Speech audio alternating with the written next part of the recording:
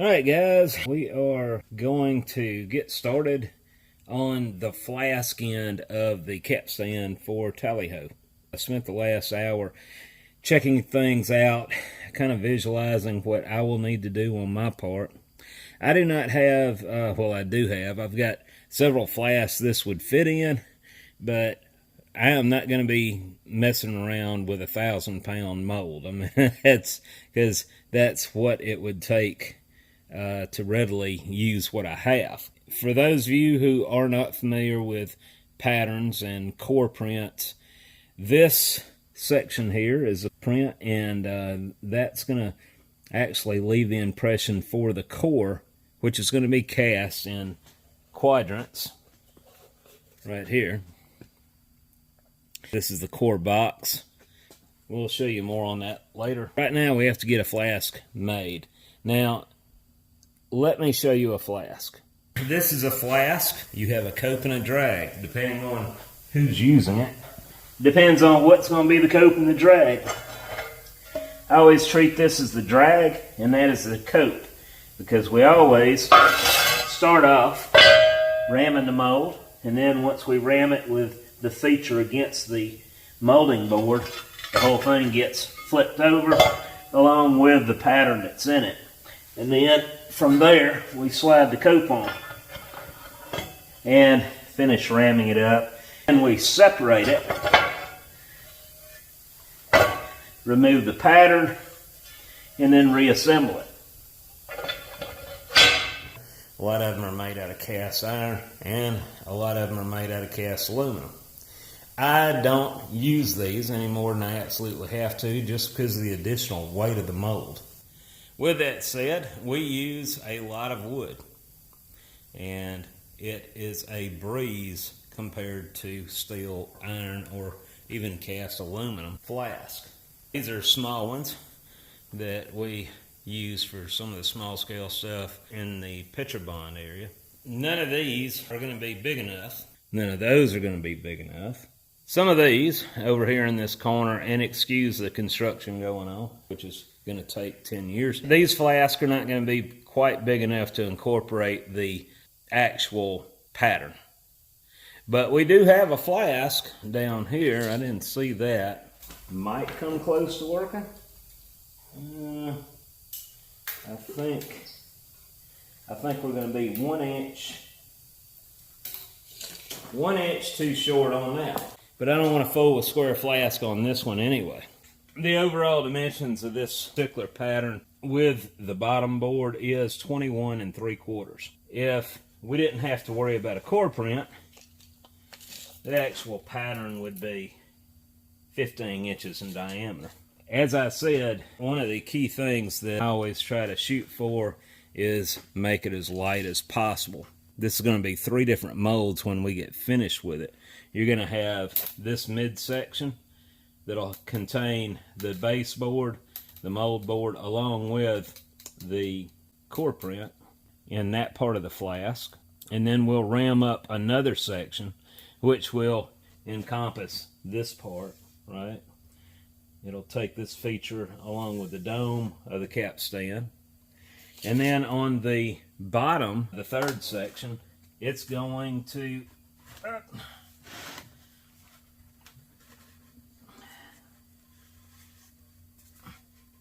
so it's going to have all this detail from here up. And this particular part of the mold is going to be heavier than the other two, because it's not only got this bed that comes out to this perimeter here, but it also contains this mass here. The lightest part of the whole mold is going to be the midsection, because when you pull this out, it's going to be a big cavity right here that we're going to lay the cores in. So the first thing I need to do is get a flask built, and we need to figure out we're gonna make this diameter 24 inches. Instead of making a big square flask, I want to make an octagon one. It's where we're not using as much sand. So that's the distance I want to find right there. All right, so let's get started.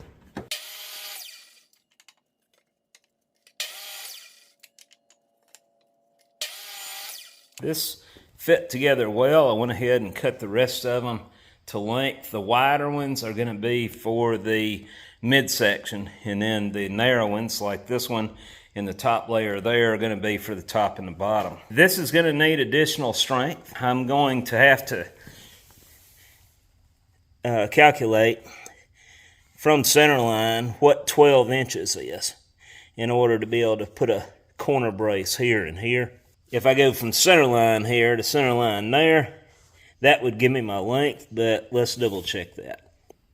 I got to know this distance right here from, if you're looking at just this triangle here, we just need to know the length of that hypotenuse and then subtract that from 12 inches, which would be the radius here.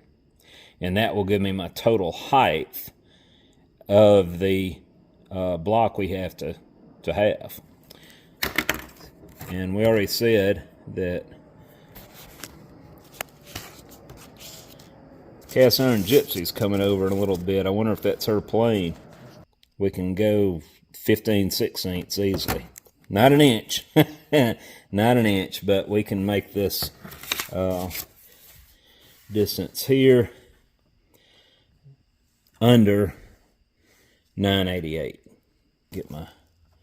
We're gonna make a block like this, and it's gonna, I don't know how wide it is, don't care. As long as we keep our height at under 0.988 from here to here, and cut this angle at 22.5 on both sides. When you have to buy wood and pay a lot for it, you don't want to screw it up. Even though this is soft pine from Sweden of all places. Yeah, Sweden. I wanted to get one built, make sure all the miters were going to work and the dimensions were right. I'm currently weighting it down just to keep it good and flat against the floor. And I used a strap to help bind them together. Now, the process for doing this is I glue two pieces at a time together, let that dry, then I glue those two to the other two until I'm down to 2 half rings, and then from there I glue the other two together after I've sanded against the floor on some sandpaper both ends, and that makes a good tight fit at the last 2 joints, because I don't care how good you are, you're never going to be able to match up the miter perfectly, are you, Laura? No. Oh, by the way, I got Laura here. For those you guys know Cast Iron Gypsy, she swung in here to visit, and she's going to stay with us tonight, and she's going to a conference in Hattiesburg, and she's going to be there tomorrow evening, and so I'm glad she was able to stop by and pay us a visit and join us for dinner. Yeah, it was delicious. Anyway, we were just talking about how much trouble it is to make a YouTube video. And she was talking about her podcast. She said she's going to have to put that off a week. And I said, you're just going to have to calm down and relax. Yeah. We're on vacation time. There you go. There you go. People have to take a break every once in a while. Yeah. But anyway, I just wanted to show you where we are at this point. I'll come back when I get the other 2 going. All right, so these are all glued up, but I want to go in and I want to add a corner brace up here on the inside. They're just a 22.5 degree angle on both ends.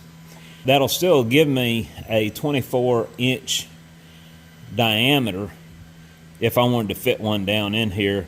If I were to make these any longer, then it would start cutting into that.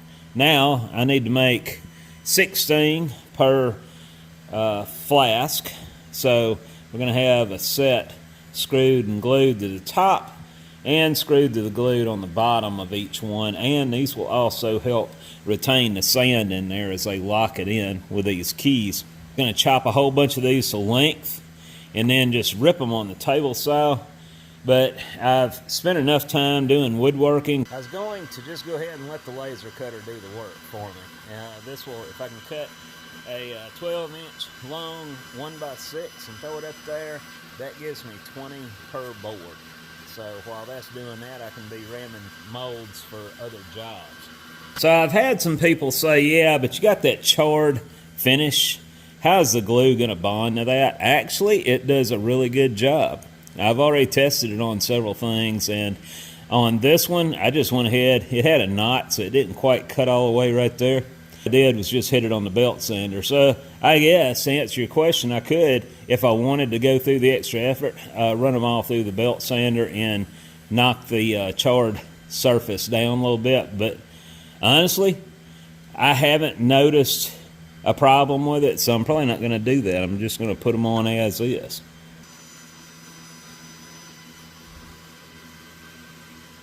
So as you can see here, I have a set of 20 flipped upside down to where they all mesh together, so I can cut a lot more and not waste so much wood doing this. The only waste we're going to have is right here on the ends, this side and this side. I was in a t-shirt yesterday, no, the day before yesterday, and the day it is below freezing. We have some screwed up weather down here.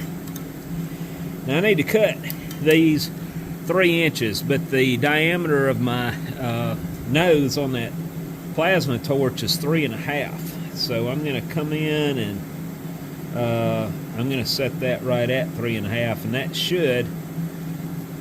And I never can find my soapstone, and I've bought stock in the company. I've had so much of that stuff. I am making a trunnion 2-point system on one of the flasks, and it'd be easier if I had soapstone. All right, so that's 3.5. Just put my finger on that. Get my other glove on.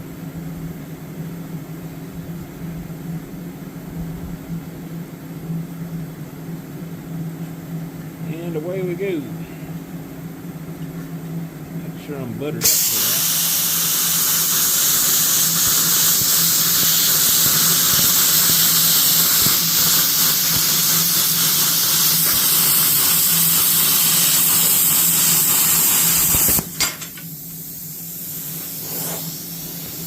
Man, that thing cuts just too well.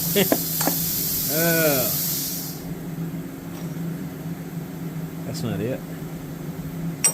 Here it is.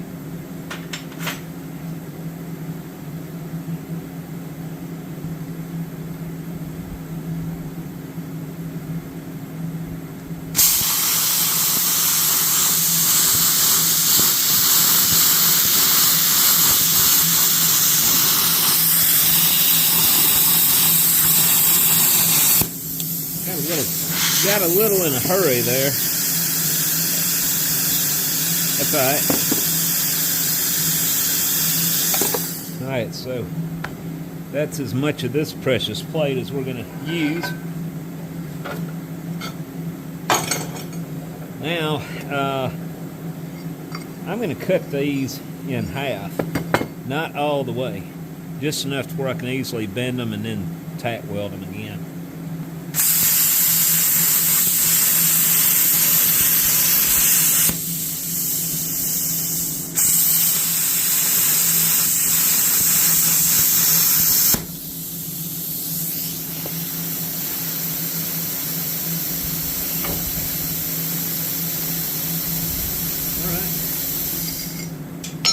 Calculated right the first time.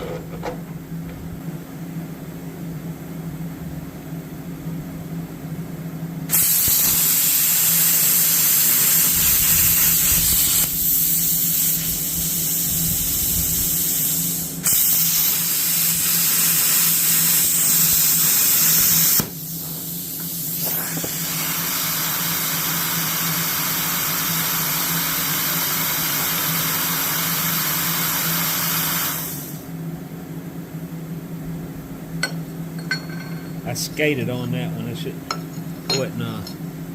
have slowed it down a little bit. So next, I've got to bend an angle. I'm going to just drag a flask out here and get it close to that. I don't have a gauge set up for it.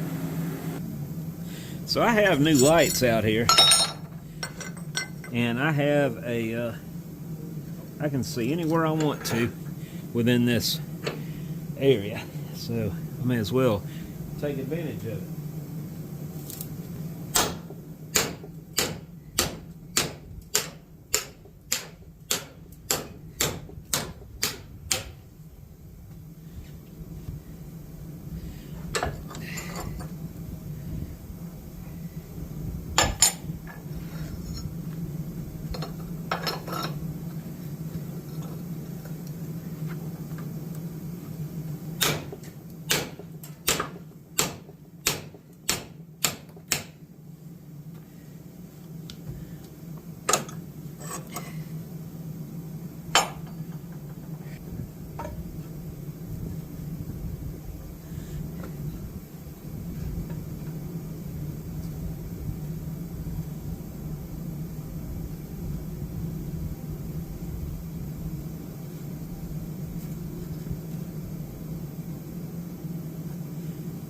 Say that's pretty good. Close enough. And that does coincide with this angle here. So what I'm going to do first, I'm going to weld these, and then I'm going to drill a big hole in these with my rinky-dink drill press.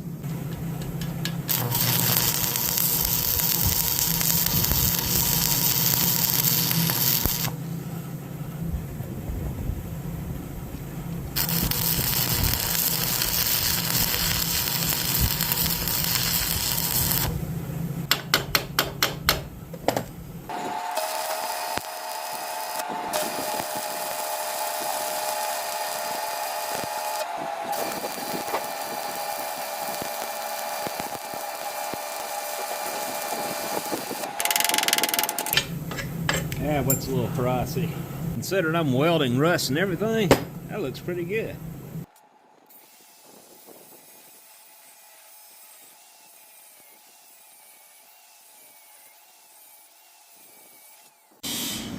Well, let's see if this thing will drill a hole without having to put a pilot in it first. Hey, let's put it right there.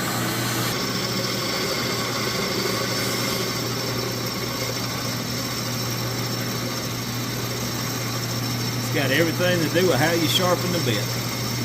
Sometimes you'd have to throw the book away.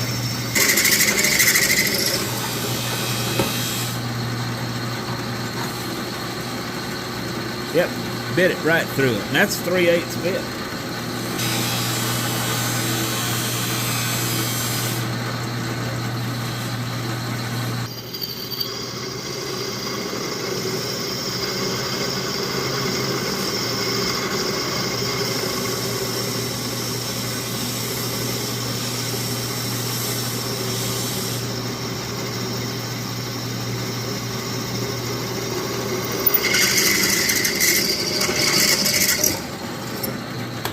It's cutting a blue chip there at the end, but that's going to work.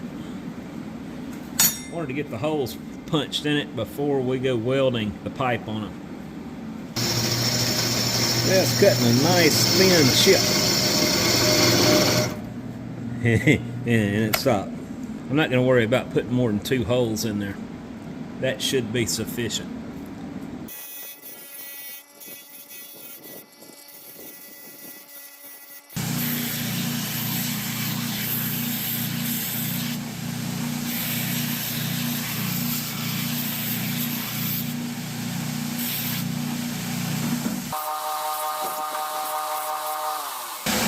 As well, Nate, Jim Bollinger proud of me, huh?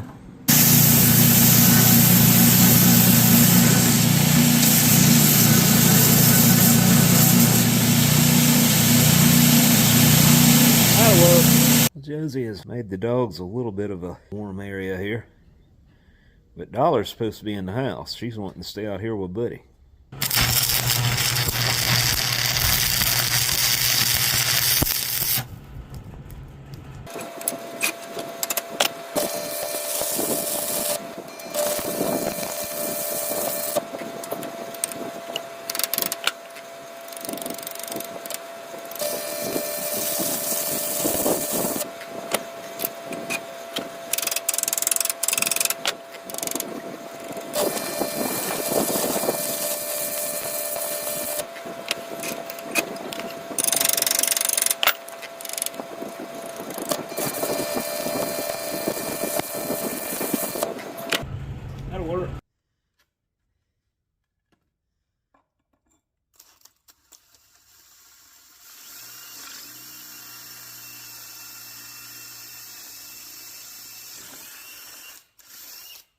go get a bolt and get started in this one, and then I'll drill the other side.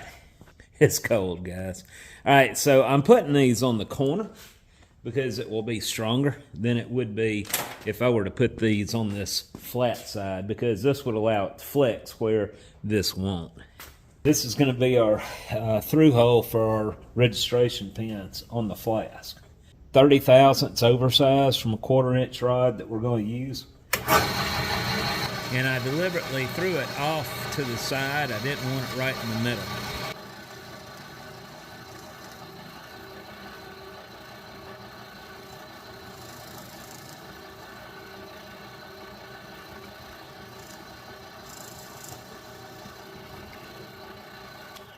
We're going to go ahead and glue these to the flask. It is so cold out here in the building. I'm going to do this in the house where the glue will hurry up and dry, because we got to get this mold made today. So I just changed out the drill bit. I took that other one out and I put this 1/4 inch drill bit in, which is very nice and shiny. I didn't move any of this, right? Everything's exactly where it was. The only thing I got to change is my Z. And I'm going to push that drill bit all the way up and make sure it doesn't, when it bottoms out, it gives me about that much depth. So that's going to be more than enough. Now I did have to cut some more of these, and I cut them shorter. So I reset my compass and I scribed off a new center line.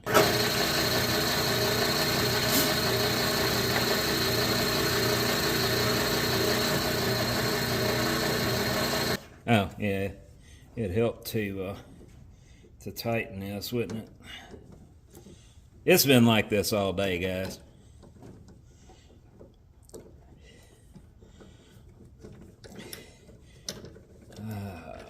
That's where it was bottomed out.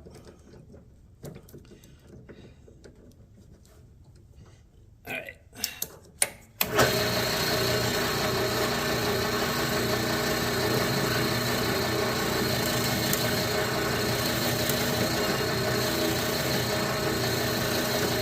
My shiny drill bit is not very sharp, is it?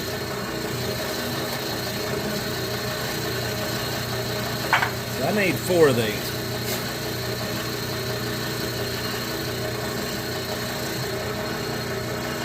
It ain't got to be perfect. Now I've got to cut 4 1/4 inch registration pins on this one part of the core.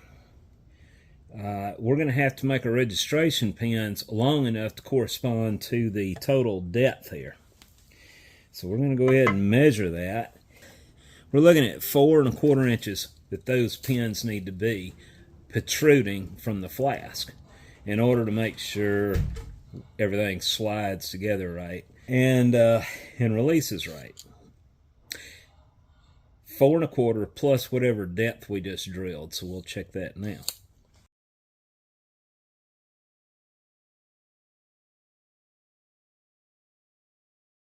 Plus 1.2. All right, let's just say 1.2. So we'll just make those pins 5 1/2 inches long just for this cope. Let's start off with this short piece. Doesn't have to be exact.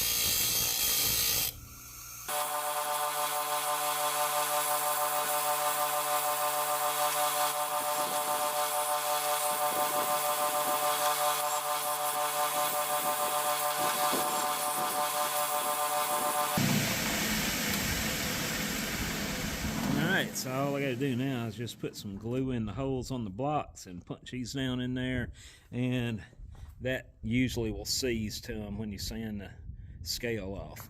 We've already put the receivers in, and this one flask has a receiver on both sides. And you'll see in the molding process why we had to do that. Now, I said I had to make the next one shorter, and it's because of this, which is no problem. The other thing I wanted to point out is the offset of the hole comes out, and that's why I didn't want to change it up on the drill press. So right now, I see we got a problem. All right, so I got to cut these shorter. This is the part that's going to be holding the core. So I've got to have that length for this. But I do need to cut off. I'll measure that. Well, this is the flask fully assembled and ready to go. You have the cheek, which is on the top here. Find my finger.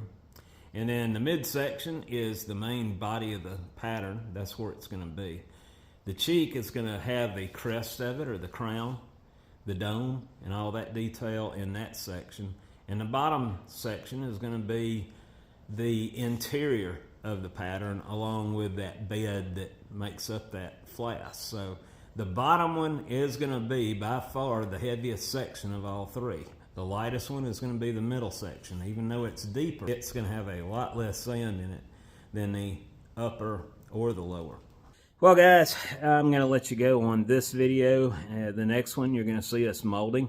Possibly in the next video, if we don't have to remold this, you'll see us pouring it in the third one. I wanted to keep this a two-part video, but I don't think it'll hurt to show all the struggles that we have to deal with on this project. The kiln right now is cooking the cores, and I've got other parts that are waiting to be stress relief where we can ship those and get paid. And all that's bottlenecked until we get the tally-ho out of here. So I'm doing everything I can to keep this moving as fast as possible, and at the same time dedicate good quality work to this process and give them something they can take pride in. Have a good day.